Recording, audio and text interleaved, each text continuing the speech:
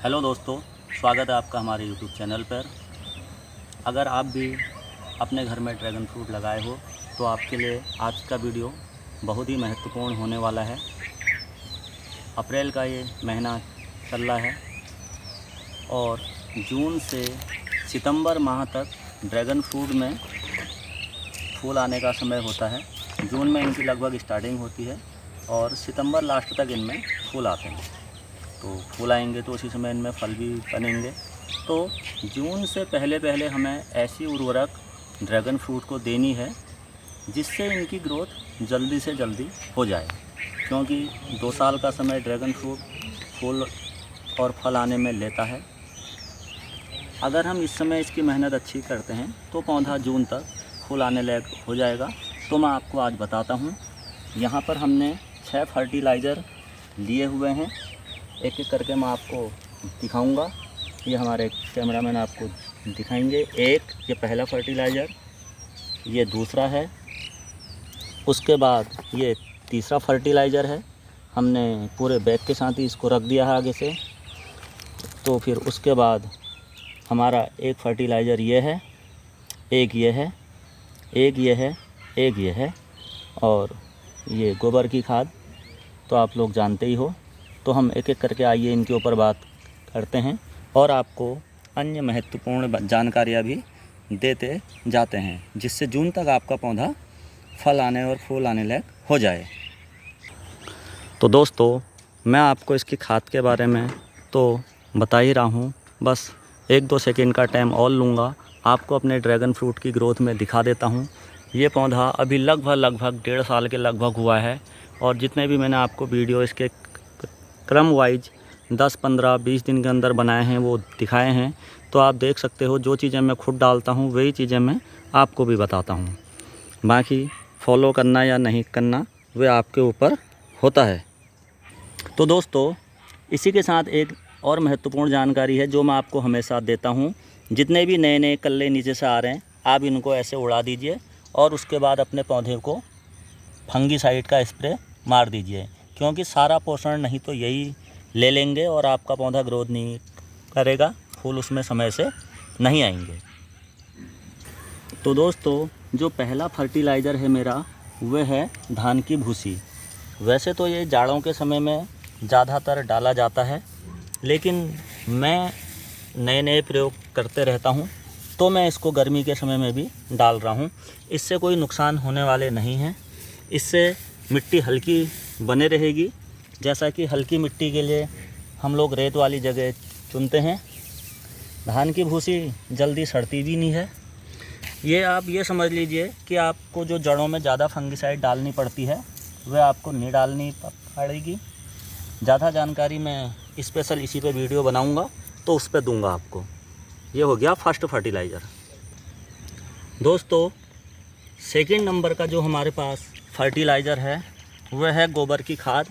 तो कम से कम 5 किलो गोबर की पुरानी खाद डालने के लिए बोला जाता है, लेकिन आप यकीन नहीं मानेंगे, मैंने कम से कम 10 से 15 किलो खाद ले ली है, क्योंकि मैं नहीं चाहता हूं कि इसके बाद मैं इसको बार बार खाद देता रहूं, क्योंकि इतना समय हमेशा होता भी नहीं है। अगर पुरानी खाद अगर पड़े रहेगी तो इसमें पानी भी पड़ेगा और ये जल्दी से पौधों के अब्जॉर्ब करने लायक हो जाएगी।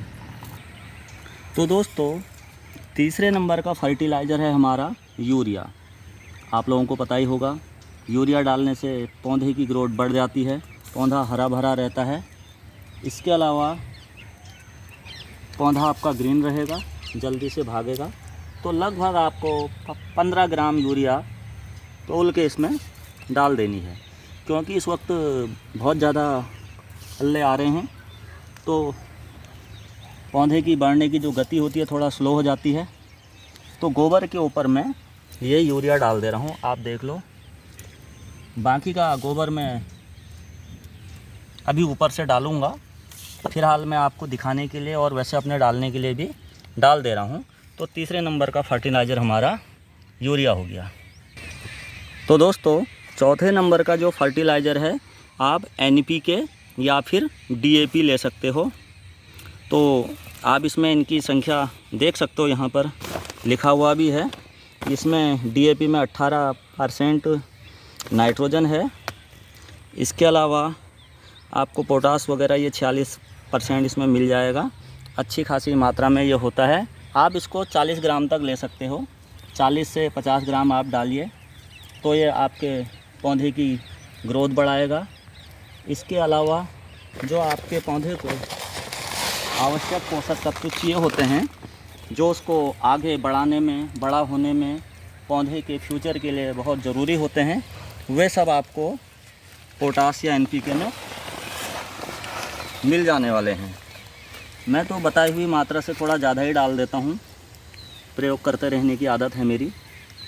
और यहाँ पर अब यहाँ से ज़्यादा खाद देने का फिर बाद में समय होता नहीं है, क्योंकि अगर आपके पौधे में एक बार फूल आने शुरू हो गए तो फूल आते टाइम फिर पौधे ज़्यादा पोषक तत्वों को ज़मीन से नहीं लेते हैं, तो उसका भी उपाय है हमारे पास।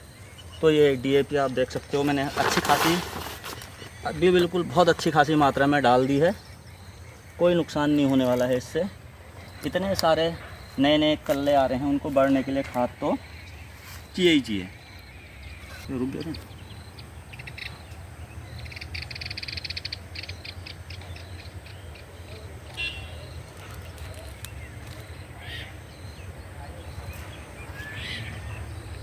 तो दोस्तों, 5वें नंबर का जो हमारे पास फंगिसाइड है, इसका नाम है टेक्नोजेड।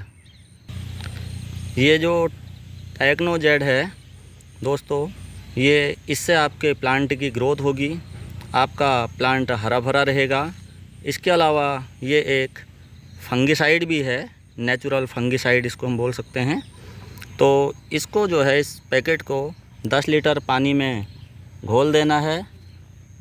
तो दोस्तों, इसमें टेक्नोजेड में सल्फ़र, जिंक, इसके अलावा एंटी फंगल बायो फर्टिलाइज़र भी पाया जाता है। 10 लीटर पानी में आप इसका घोल बना करके पौधे पर स्प्रे कर लें, ज़बरदस्त रिज़ल्ट मिलने वाले हैं। इसके बाद हमारे पास एक माइक्रो न्यूट्रिएंट्स भी है। दोस्तों, इसको यूज़ करने से पहले मैं आपको बताना चाहूँगा कि जब आपके पौधे पर फूल आने शुरू हो जाएं, उस वक्त आप इसके प्रयोग को बंद कर दें। जैसे ही फल बैठ जाए फिर आप इसका प्रयोग शुरू कर दें। तो दोस्तों, इसका नाम है टेक्नोवा 2। ये भी तो दोस्तों, टेक्नोवा 2 को फूल आने के बाद रोक देना है। ये माइक्रो न्यूट्रिएंट्स इसमें पाए जाते हैं। Iron, zinc, copper, boron, manganese, molybdenum, magnesium, calcium, sulphur, NPK, ये बहुत सारे इसमें पाए जाते हैं। बस आपको ध्यान रखना है कि फूल आने से पहले इसको डालना है, फूल आने के बाद आप इसको रोक दोगे। ये इसका मेरे पास डब्बा है, इसमें बहुत सारी जानकारियाँ लिखी हैं, चाहो तो आप इसको पढ़ सकते हो। ये देखिए, ये बहुत सारी चीज़ों के लिए है। 100 ग्राम का ये डिब्बा आता है दोस्तों। 90 लीटर पानी में आपको इसको बनाना है। तो अगर आपके पास थोड़े बहुत भी पहुँचे हैं तो बहुत से बहुत 1-2 रुपये में यूज हो जाएगा, इसमें ख़र्चा आएगा। और इतने सारे फल सब्जियों में ये यूज होने वाला है, तो ये इसमें भी यूज होता है। इसके अलावा दोस्तों, मेरे पास एक वाइट रंग का फर्टिलाइज़र और है। ये तो इसका यूज जो है, जब फूल आने वाला होता है उस समय होता है। तो नेक्स्ट वीडियो में मैं आपको इसके बारे में भी बताऊंगा। तो दोस्तों, मैंने आपको स्प्रे वाली खादें और दूसरी बता दी हैं। और ये जितना भी हमने गोबर लिया था, 3-4 साल पुराना गोबर है, आप देख सकते हो बिल्कुल ये मिट्टी की तरह है। तो ये मैंने नीचे और ऊपर दोनों इसको डाल दिया है। और अब मैं अपनी डाली हुई खादों को इस गोबर से बंद करने वाला हूँ। आप देख सकते हो इस तरीके से। तो खाद तो मैंने आज कुछ ज़्यादा ही डाल दी है, क्योंकि मैंने आपको बता दिया है जून के बाद इस पौधे में फूल आने शुरू हो जाएंगे। तो फिर अब इतना हर महीने का समय मेरे पास नहीं है कि मैं इसमें गोबर, खाद और ये चीज़ें डालते रहूं। तो धान की भूसी आप चाहो तो डाल सकते हो, नहीं डालना चाहो तो आपकी इच्छा। अच्छा फंगिसाइड है, ऑक्सीडेशन बना रहता है पौधे में।